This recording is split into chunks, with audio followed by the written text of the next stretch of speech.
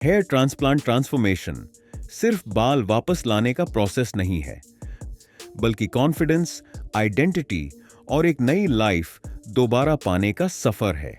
Dear viewers, आज की video में हम शेयर करने वाले हैं एक ऐसे पेशेंट की कहानी जो एडवांस स्टेज की बॉल्डनेस का सामना कर रहे थे। ये एक ऐसी स्टेज होती है जहां ज्यादातर लोग या तो होप खो देते हैं या डिसीजन लेने में इतना डिले कर देते हैं कि ट्रांसप्लांट रिजल्ट्स अचीव करना और भी चैलेंजिंग हो जाता है। लेकिन QHT क्लिनिक में हर ग्रेड की बॉल्डनेस का समाधान संभव है। हमारी उन्नत तकनीकों के साथ हम अपने रोगियों को देते हैं प्राकृतिक और लॉन्ग लास्टिंग रिजल्ट। ये तकरीबन 2012 से हो रहा है और इसका जो मेन कारण है वो है जेनेटिक, क्योंकि मेरे जेनेटिक्स में लगभग सभी के जो मेरे एल्डर्स हैं उनके सभी के वाल्स जा चुके हैं। लगभग 7 कोई 7th स्टेज पे है, कोई 6th ग्रेड में है। तो मैंने काफ़ी टाइम से मैं इसके बारे में सर्च कर रहा था, तो मैंने काफ़ी सारे क्लिनिक्स देखे, ऑनलाइन देखे और फिर उनसे बात की कॉल पे। तो मुझे जो बेटर लगा और जो बेस्ट लगा वो QHT क्लिनिक लगा, क्योंकि जो मैं इनके रिजल्ट देखता था इनके यूट्यूब चैनल पे वो मुझे काफ़ी सेटिस्फाइंग रिजल्ट लगते थे। तो मैंने सोचा कि मैं क्यों ना इनसे एक बार जाके कंसल्टेंट करूं, जाके एक बार इनसे खुद फिजिकली मिलूं। फिर मैं इनके यहाँ आया और यहाँ जो भी बंदे थे उन्होंने मुझे बहुत अच्छे से ट्रीट किया और जो भी डॉक्टर थे उन्होंने बहुत अच्छी तरीके से मुझे सारी चीज़ें बताई। तो फाइनली मैंने डिसीजन लिया ट्रांसप्लांट कराने का। तो करीब मैं पिछले 1 साल से ट्रांसप्लांट कराने की सोच रहा था, तो उस पर मैं काफ़ी सर्च कर रहा था। तो काफ़ी सारे क्लिनिक मैंने सर्च किए, यूट्यूब पर सर्च किए, गूगल पर सर्च किए। तो मुझे जो सबसे बेस्ट लगा वो QHT लगा, और क्योंकि इनके सारे जो रिजल्ट्स मैं यूट्यूब पर इनके चैनल्स पर देखता था वो काफ़ी सेटिस्फाइड रिजल्ट थे। तो मैंने यूट्यूब से ही इनका व्हाट्सअप नंबर लिया, उस पर कॉल किया। फिर वहाँ से मुझे एक सजेशन आया कि आप इस तरीके के सैंपल भेजिए अपने फ़ोटो। फिर मैंने वो फ़ोटो उस तरीके के सेंड किए क्लिनिक को। फिर उन्होंने बताया कि अप्रॉक्स आपके इतने ग्राफ्ट्स लग जाएंगे। फिर उन्होंने बताया कि आप ये बुक कर सकते हैं एक कंसल्टेंसी के लिए, जो भी आपके डाउट्स हैं वो आप फिजिकली आके एक बार पूछ सकते हैं। तो मैंने सोचा क्यों ना एक बार मैं जाके कंसल्ट कर ही लूँ फिजिकली जाके। तो फिर मैंने प्लान बनाया कि चलो मैं जाता हूँ और फिजिकली जाके कंसल्ट करता हूँ, जो भी डाउट्स हैं मेरे उन्हें क्लियर करने के लिए। तो मैं आया यहाँ, तो यहाँ जो भी डॉक्टर थे जिन्होंने मुझे कंसल्ट किया उन्होंने काफ़ी अच्छे से सारी चीज़ें मुझे बताई। मेरे जो भी सारे डाउट्स थे ट्रांसप्लांट को लेके वो उन्होंने बिल्कुल ही मुझे अच्छे तरीके से बताया और मैं काफ़ी सेटिस्फाई हुआ उन सारी चीज़ों से। तो फाइनली मैंने मन बनाया कि मुझे ट्रांसप्लांट QHT से ही कराना है। तो मैं बरेली से आज हरिद्वार आया हूँ QHT क्लिनिक में ट्रांसप्लांट कराने के लिए। जो यहाँ का माहौल है वो काफ़ी हाइजीनिक है और मेरा ट्रांसप्लांट कल स्टार्ट होगा, उसके लिए मैं बहुत एक्साइटेड हूँ। तो मैं इसके बाद मिलूँगा आपसे सर्जरी के बाद, और जो भी मेरा एक्सपीरियंस रहेगा सर्जरी को लेके और रिजल्ट को लेके वो मैं सारे आपसे शेयर करूँगा। और जो भी मेरे सर्जरी के एक्सपीरियंस होंगे वो मैं बिल्कुल आपके साथ शेयर करूँगा A to Z। Hi everybody, तो मेरी सर्जरी अब कंप्लीट हो चुकी है। ओवरऑल जो एक्सपीरियंस था मेरा सर्जरी का वो बहुत अच्छा रहा। ये मेरी सर्जरी 2 दिन में हुई है, कल और आज, और इसमें मुझे कुल ग्राफ्ट लगे हैं 5000। इसमें जो मेरा प्रोसेस हुआ है वो पहले दिन तो मेरे सारे ब्लड टेस्ट और जो भी इसके लिए रिक्वायर्ड टेस्ट थे वो हुए थे। उसके अगले दिन मेरी सर्जरी स्टार्ट हुई और जो मोस्टली जो ग्राफ्ट थे वो उसी दिन लग गए, और आज मेरे जो थोड़े बाकी के ग्राफ्ट रह गए थे वो आज लगाए गए हैं। ओवरऑल एक्सपीरियंस मेरा बहुत अच्छा रहा है QHT के साथ। पेन तो एक्चुअली होता है थोड़ा बहुत, जब आप ट्रांसप्लांट कराते हैं कहीं से भी कराएंगे तो थोड़ा बहुत तो पेन होगा, तो वो तो मुझे हुआ था, वो मुझे एक्चुअली ऑलरेडी भी पता था। तो वो तो होना ही है, वो तो एक प्रोसेस का काम ही है, उससे तो आपको गुजरना ही है। बाकी जो ओवरऑल एक्सपीरियंस मेरा रहा स्टाफ के साथ, डॉक्टर के साथ यहाँ के, वो बहुत फेबुलस रहा, उसमें कोई शक नहीं। ये देखिए मेरे 5000 ग्राफ्ट लगे हैं और इसकी प्रिकॉशंस के लिए डॉक्टर्स ने मुझे कुछ चीज़ें बताई हैं, जैसे कि बाहर ज़्यादा नहीं घूमना है कुछ शुरुआती दिनों में, मोटरसाइकिल पे नहीं जाना है, तेज़ हवाओं में नहीं घूमना है, बाइक नहीं चलानी है, हेलमेट नहीं पहनना है, कैप नहीं पहनना है। तो वो प्रिकॉशंस लेने के लिए मुझे डॉक्टर्स ने सजेस्ट किया है एटलीस्ट 1 मंथ तक। मेरे जो भी भाई हेयर लॉस से सफ़र कर रहे हैं, मैं उन्हें एक ही एडवाइस देना चाहूँगा, अगर वो अपना ट्रांसप्लांट कराना चाहते हैं, क्योंकि एक ही सॉल्यूशन है परमानेंट हेयर सॉल्यूशन का, हेयर ट्रांसप्लांट। अगर आप बिग लगाना चाहते हैं तो बिग लगाने में मैंने भी लगाया था, तो उससे कोई सेटिस्फेक्शन नहीं आ पाता पूरा।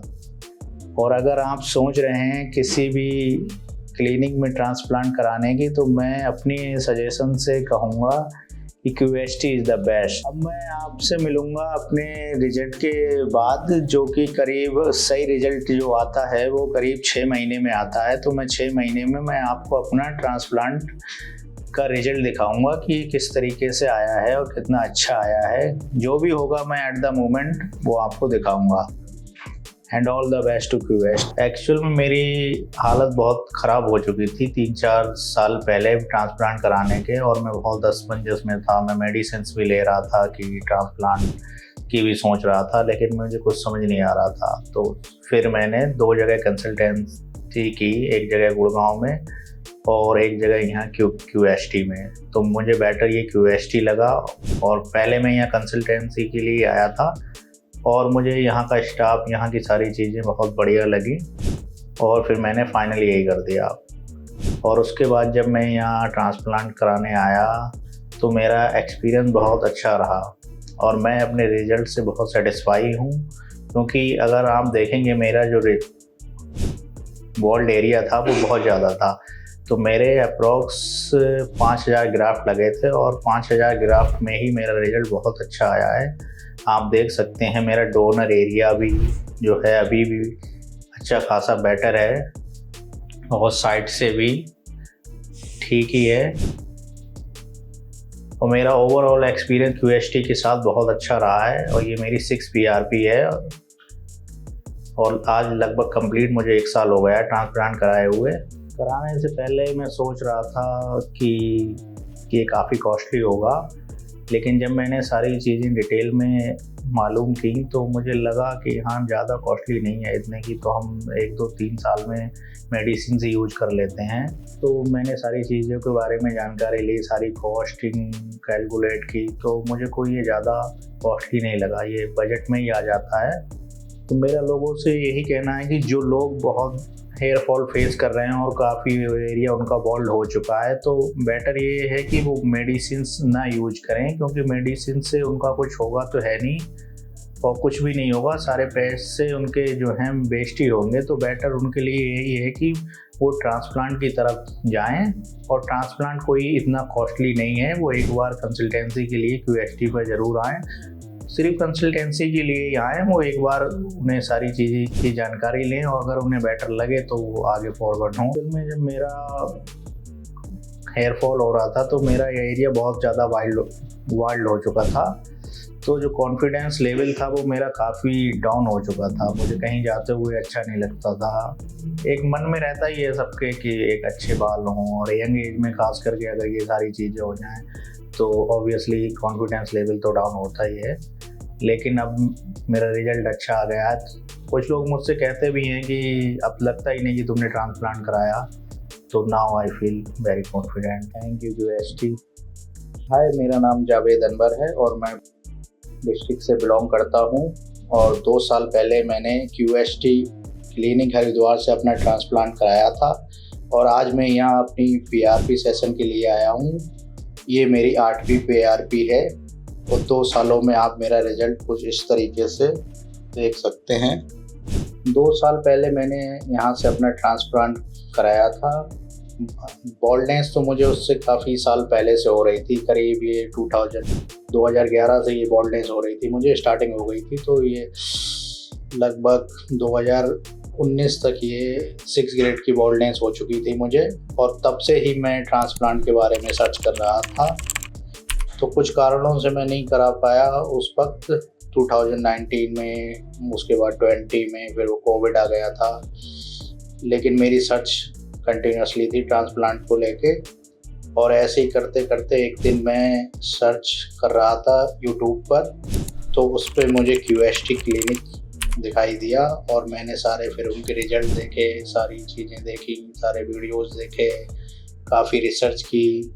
फिर उसके बाद मैंने एक कंसल्टेंट बुक किया QST क्लिनिक हरिद्वार के साथ, और फिर मैं कंसल्टेंट के लिए आया, और फिर जो भी यहाँ डॉक्टर थे उनसे मेरी बातचीत हुई, सारी क्यूरीज मैंने उनके सामने रखी अपनी, और फिर उन्होंने मुझे सारी चीज़ें बताई कि कैसे कैसे प्रोसेस होगा, क्या क्या कॉस्ट आएगी, और क्या क्या इसके क्या क्या आपको छोड़ना पड़ेगा खाने में, क्या क्या आपको परहेज करना पड़ेगा, इस तरीके की चीज़ें उन्होंने सारा मुझे उस दिन बता दिया था। और जब उन्होंने बताया तो काफ़ी हद तक मैं सेटिस्फाइड हो गया था, और ये डेट थी शायद अगस्त में, और उसके बाद फिर मैंने अक्टूबर में 5 अक्टूबर को अपने ट्रांसप्लांट QST क्लिनिक से 2023 में करा लिया था। मेरा जो ये एक्सपीरियंस रहा है ट्रांसप्लांट कराने का, ये मैंने करीब 5 और 6 अक्टूबर को मेरा ट्रांसप्लांट 2023 में हुआ था। उसके 15-20 दिन बाद शेडिंग फेस स्टार्ट हो गया था। तो शेडिंग फेस में ऐसा लग रहा था जैसे पता नहीं क्या होगा, बाल जो थे वो भी शायद चले जाएंगे, तो मैं डर सा गया था। फिर मैंने कॉल की QST क्लिनिक को, फिर उन्होंने बताया ये एक शेडिंग फेस होता है जो 3-4 महीने तक रहता है, उसके बाद ये चला जाता है, और उसके बाद बालों की ग्रोथ होनी स्टार्ट होती है। तो करीब ये फरवरी 2024 से न्यू हेयर मेरे आने शुरू हो गए थे, और वो धीरे धीरे बढ़ते रहे। तो जब वो बाल आने लगे सर पे मेरे, तो बहुत अच्छा सा फील होने लगा मुझे, और बड़ा अच्छा कॉन्फिडेंस सा आता था, क्योंकि 2011 से 2023 तक मेरी बहुत ज़्यादा बॉल्डनेस थी, करीब 6 ग्रेड की बॉल्डनेस थी सर पे, तो वो धीरे धीरे जा रही थी। लेकिन इस बीच मैं कंटिन्यूसली QST क्लिनिक से कंसल्टेंट लेता रहता था, टाइम से अपनी मेडिसिन्स लेता था, टाइम से अपनी BRP कराता था। इन चीज़ों में मैंने कोई भी किसी तरीके की लापरवाही नहीं बरती थी। मैंने टाइम से सारी BRP ली अपनी, टाइम से सारी मेडिसिन्स ली, और टाइम से मैं QST विजिट करता रहा। यहाँ के जो डॉक्टर हैं और जो भी स्टाफ है ये बहुत हेल्पफुल हैं, उन्होंने सही तरीके से मुझे सारा गाइड किया। और ये मेरा एक्सपीरियंस है 2 साल का, यहाँ ऑलमोस्ट 2 इयर्स का, क्योंकि मेरा अब तक तो बहुत अच्छा एक्सपीरियंस रहा है, और ये मेरी आज 8वीं BRP है। मेरा हेयर फॉल 2011 से ही स्टार्ट हो गया था, और 2012-13 इन ईयर्स में तो बहुत ही कम था, ज़्यादा कुछ नहीं किया। लेकिन ये 2019 आते आते तक मेरी 6 ग्रेड की बॉल्डनेस हो चुकी थी, और उसके बाद जो मेरा कॉन्फिडेंस था वो बहुत ज़्यादा लो हो चुका था। बहुत अजीब सा फील होता था मुझे, क्योंकि मेरी कोई इतनी एज थी भी नहीं। 2019 में मैं करीब 24-23 ईयर्स मेरी एज थी, और मेरे सर पे 6 ग्रेड की बॉल्डनेस थी, तो उस वजह से जो कॉन्फिडेंस था मेरा वो बहुत वीक हो चुका था। तो मैं दिन में कई बार यही सोचता था ये कि किस तरीके से मैं अपने इस हेड को सही करूं, अपने फेस को ठीक करूं, बाल कैसे लगाऊं मैं। तो मैंने फिर उसके बाद काफ़ी रिसर्च की ट्रांसप्लांट पे, हेयर पैच पे। तो उस टाइम तो कुछ कई कारणों की वजह से मैं ना ही हेयर पैच लगा पाया था 2020 और 21 में, 22 में भी, तो बीच में तो कोविड भी था।